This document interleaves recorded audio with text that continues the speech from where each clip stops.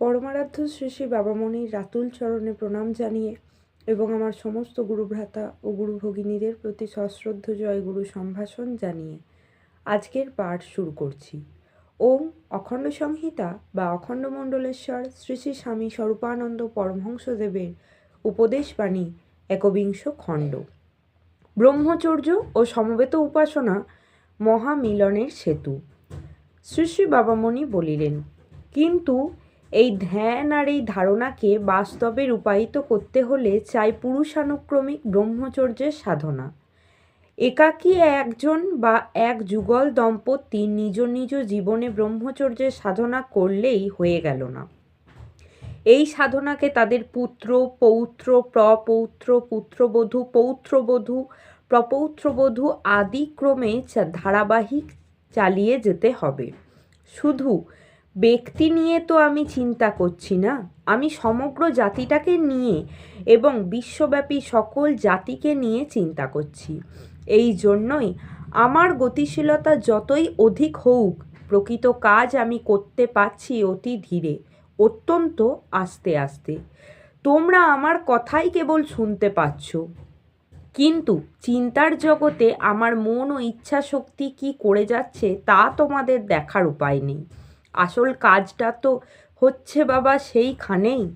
যত দীর্ঘ আন্দোলন তত গভীর তার ছাপ, আর তত ব্যাপক তার সুফল প্রসার। এটি একটি নৈসর্গিক নিয়ম।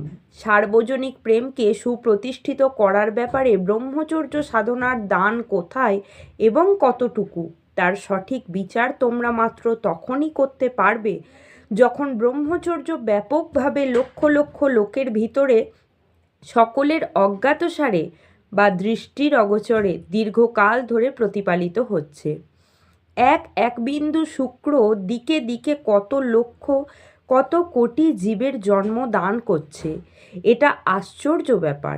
ওই এক বিন্দু শুক্র সযত্নে ধারণ করার ফলে মানুষের মনের ভিতরে যে দূরদমনীয় কর্মস্পৃহা জাগরিত হবে, তা আবার কত কর্মের, কত শিল্পের, কত প্রয়োগযোগ্য বিজ্ঞানের, কত রসের, কত সঙ্গীতের, কত চিত্রের, কত দর্শনের, কত সাহিত্যের জন্ম একদা দেবে, তাও ভেবে আমি আশ্চর্য হয়ে যাই।